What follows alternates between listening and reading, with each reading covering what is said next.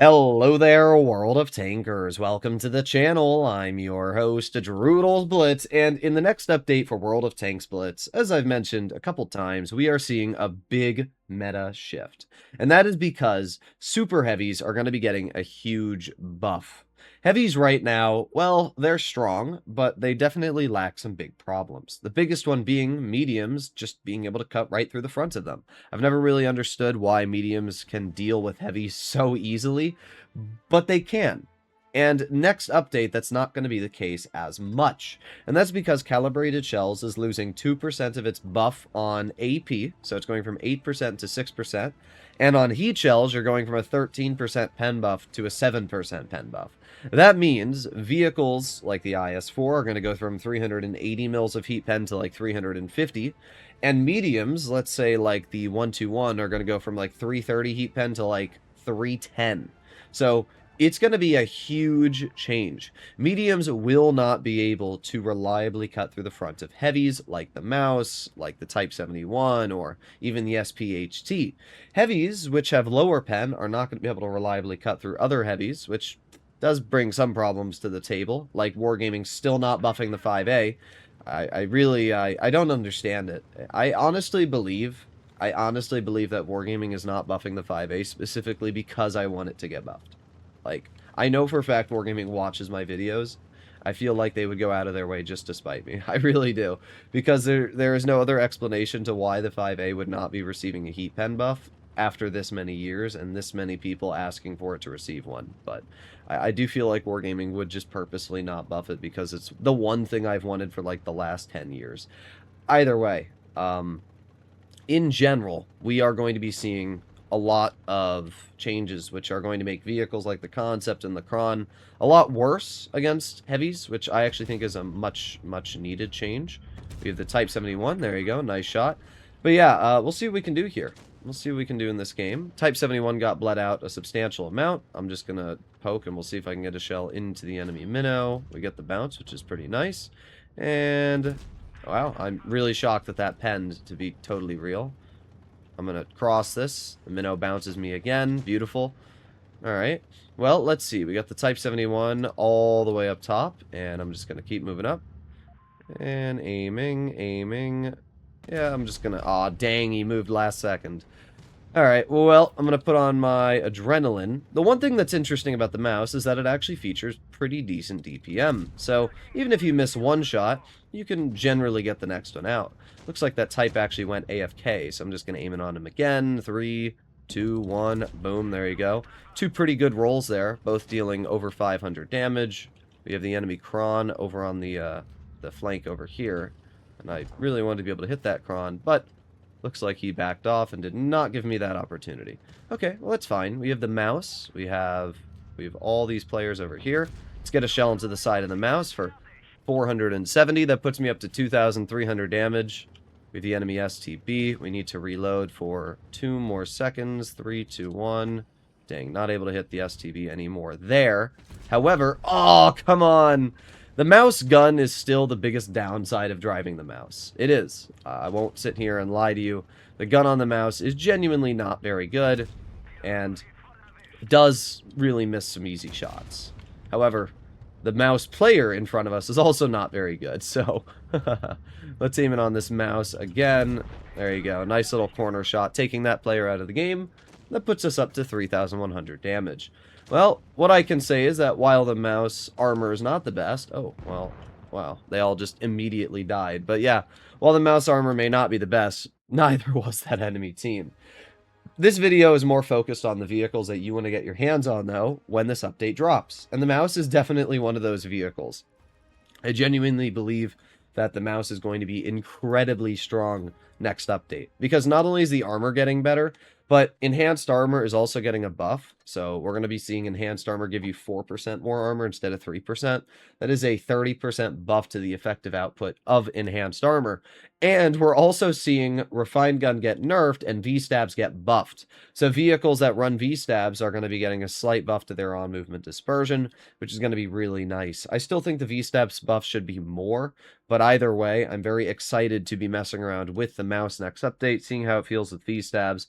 I genuinely think that is going to be a much, much more enjoyable experience. Next, we arrive to the E100. The E100 is another vehicle very similar to the Mouse and how the armor works. It has a big old boxy turret, which is about 340 mils thick when using enhanced armor, and because of that, basically anything that has more than 340 mils of heat pen cuts directly through you. Now, next update, vehicles like the Kron, which have 310 mils of heat pen base, 350 running Cali, they're not going to be able to pen an E100 turret. Same for a Concept 1B. This means that those two vehicles, which are incredibly popular right now, are genuinely going to struggle when dealing with super heavily armored vehicles. Not only that, but as I said, because enhanced armor is getting a buff, it actually means you're even going to have slightly better armor next update in the E100. So genuinely, this vehicle is going to dominate against those hull-down heavies that it currently really struggles against. Not only is it going to be doing really well in that regard, but mediums are also really going to struggle to deal with you, again, because of the fact mediums don't have that pen to cut through your turret reliably. So yeah, I really do think that the E100 is going to be another one of those vehicles that is really good. It already has some of the highest DPM in the heavies category at around 2,900 with a 460 alpha. And APCR is getting a buff next update as well. So the APCR gun might actually be the better option. Okay, we love the 4005. Taking 660 of my health off with no punishment. But that is the still by far the cringiest part about, you know, tank destroyers, is that they do whatever they want and they get away with it. I'm really hoping that next update, the tank destroyer camo nerf, is going to make it so that they can't just sit in the open like that and not be spotted. But either way, there's 765 off the 4005. While I do think that the 12.8 on the single shot, well, I guess both are single shots, right?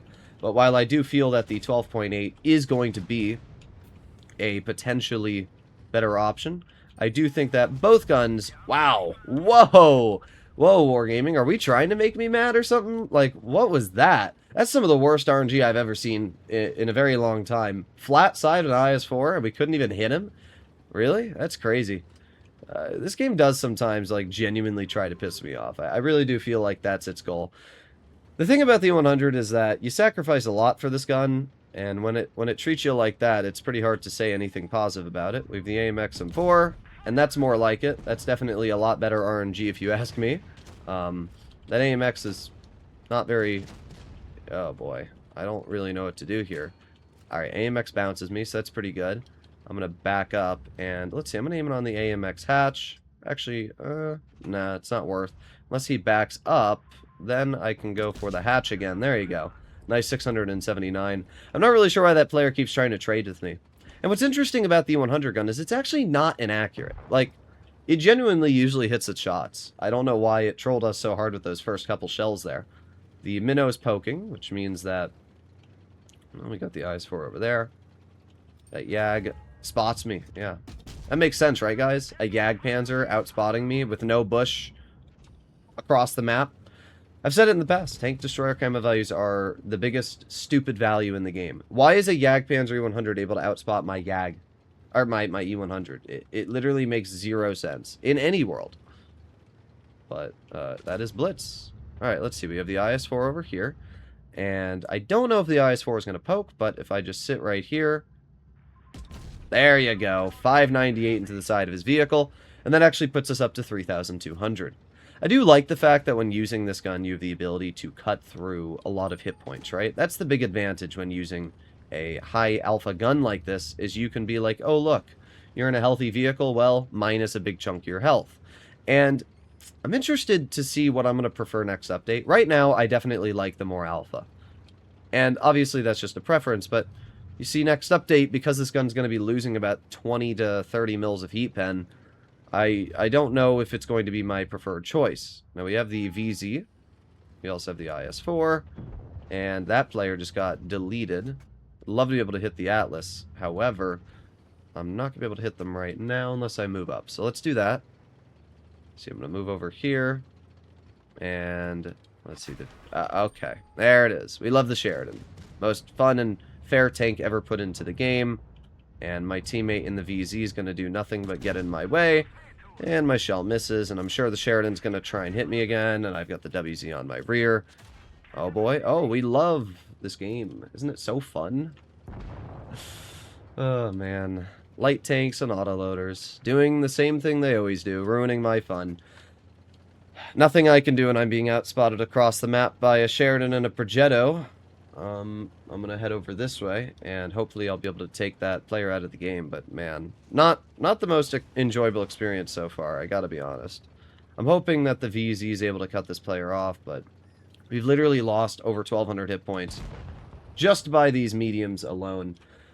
Alright, well, we're up to 3,200 damage, which is pretty good. And, like, for the people that keep saying, like, oh, well, heavies are going to be so strong and overpowered next update, I just want to point out to you that the vast majority of shells that I've received in this game that have bled me out have not been from the front of my vehicle. They've been from the rear, they've been from the side, they've been from the Sheridan and the Progetto. Like, for the people that genuinely think that this is a bad change for the game, my reply to you is stop driving your mediums to the heavy flank. These two mediums against me have sat and outspotted me on the other side of the map like mediums are supposed to do and bled me out. And there's not much I can do to really counter them in that regard, right? I'm in a slow super heavy. I don't outspot them. I don't outmaneuver them. So the Sheridan kind of just beats me in every single scenario there. And I do think that it's fully, you know, a good thing that next update, the Sheridan's not going to be able to pen you really reliably frontally. But we took the Sheridan out of the game. Again, there are advantages to having a high alpha gun. Being able to clear that Sheridan, which had, you know, 560 health or whatever, is very nice. So at this point, all that's left is the enemy Yag. And I'm pretty sure the Yag hasn't really moved. If he has, I'm a one-shot, but I genuinely think that the Yag is still sitting in that same spot back there. And what a shocker, they haven't moved. So we're just going to chill over here. And I'm just going to wait in this position. That Yag probably thinks I'm going to poke them. And really, VZ, we're going to stop capping the base. That was a bad play. That was a really bad play. I have a feeling that the Yag is potentially going to be looking at me. There you go. Nice shot. We hit the Yag and bleed him out for 600 health. The Yag takes my teammate out of the game. And I'm just going to chill here. Reload. Let's see. The Minnow is going to push the Yag. And we're going to aim it on the lower plate. There you go. Not bad. Not bad. I do think that our VZ should have kept capping the base, because if that Yag had been able to snap me or something, it could have actually been a loss, but we did good. We did 4,800 damage. We blocked 1,200, and we actually had a pretty solid game overall. We even aced it.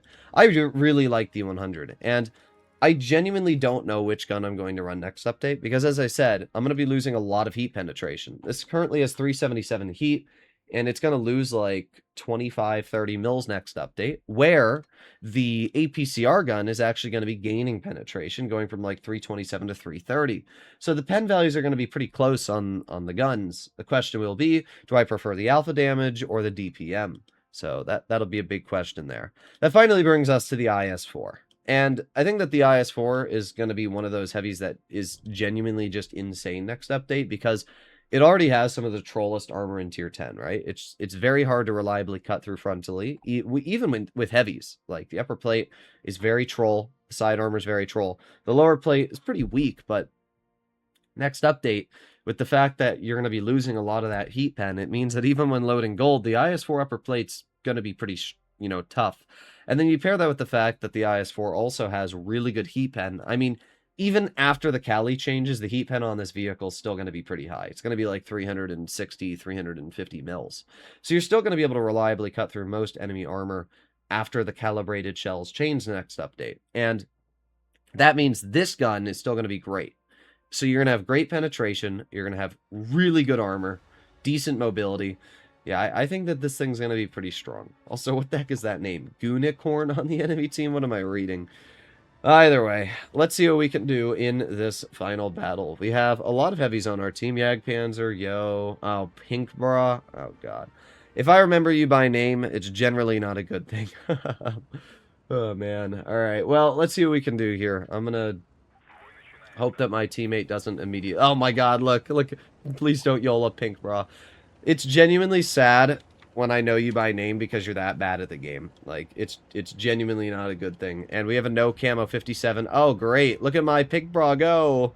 There's always people that are like, oh, Droodles, don't be harsh to people that aren't good at the game. They don't deserve it. Bro, look at him. What is he doing? This is a loss. My eyeball is very... I don't know. It's got like a hair stuck in it. Also, a 510 roll from a 450 alpha. That's pretty crazy. Alright, well, I'm going to chill here. We're going to see if the AMX pokes us again. If he does, I'm pretty sure I'll be able to cut right through, and we can back up. There you go, nice. The thing that's nice about the IS-4 is that it is a very, very front-mounted turret, which makes it very easy to hide the lower plate. We're actually going to play pretty aggressive here, mainly because for some reason my STB has decided that they are a heavy tank, so I got to help out this STB the best I can. Let's aim it on the concept, and boom, there you go. Nice 440 into that player. Our Jagdpanzer's going to move up and take that player out. That player's gone. Pretty good stuff so far. Yo needs to move out of my way, and I'm going to put on my speed boost. Let's see. Concept's over there. Grill is backing up. Nice shell into the grill. We can see exactly what I mean, though, by the IS-4, right? This thing is fast, especially with speed boost active. This is not a slow heavy by any means. And because of that, you can genuinely get away with some very, very nasty plays, which we're doing here. The grill's out of the game. And at this point, the enemy team's already lost. We haven't done a whole lot of damage, 2,300. It's more just the fact that, well, there's Pink Bra being skilled as usual. But yeah, it's more just the fact that their team completely fell apart in just a few seconds. So the STB's obviously fighting that player. We have the Progetto, which we actually get a pretty nice shell into for 470. E5 looks like they're going to try and drive away from me, which is definitely a decision. Alright, I'm going to just keep moving over towards the E5. They're the only player that genuinely has health left, so I just want to try and bleed them out. There you go. 513 into the rear of the E5. Puts us up to 3,300 damage. Let's see if we can get one more shell into the rear. Boom, there's another 494. Puts us up to 3,800, and there you go. Pretty good game. Well, funny enough, none of the games we really played, we had vehicles shoot at us or even use our armor correctly. And this is kind of a good example of, like, as I mentioned before, there's so many people out there that tried saying, oh my god, heavies are going to be so overpowered and everything's going to just dominate on the heavy flank nowadays. But it's not really true, because heavies are also losing pen. So any medium that has decent armor like the Lion or the E50M or the T22 are also getting buffed in the fact that heat pen is getting worse across the board. Tank destroyers are also getting nerfed because they're not going to be able to butter through armor as much. And not only that, but heavies genuinely don't always have to go for the strengths, right? I mean, the IS-4's weak point is the lower plate, but heck, if nobody's shooting it, it doesn't really matter, does it now? So definitely something to keep in mind overall. At the end of the day, I think that this change is good. I think that the vehicles I've gone over here are going to be much stronger. I think that a lot of heavies are going to be a lot more dominant, but at the same time, I think that mediums are still going to be totally fine, right? I think that the hull down mediums especially, like the E50M, is going to be virtually impenetrable against heat shells from a lot of the other mediums in the tier 10 category. And that's what a lot of people are forgetting. Like, mediums are getting buffed here too, especially the ones with armor. The Caro, its armor is getting technically just flat stronger, so there are a lot of buffs going on all around the board, and technically nerfs. So yeah, I don't really know what to say. Let me know in the comments what you guys think. Hopefully you enjoyed the video. I'll see you all in the next one. Bye-bye.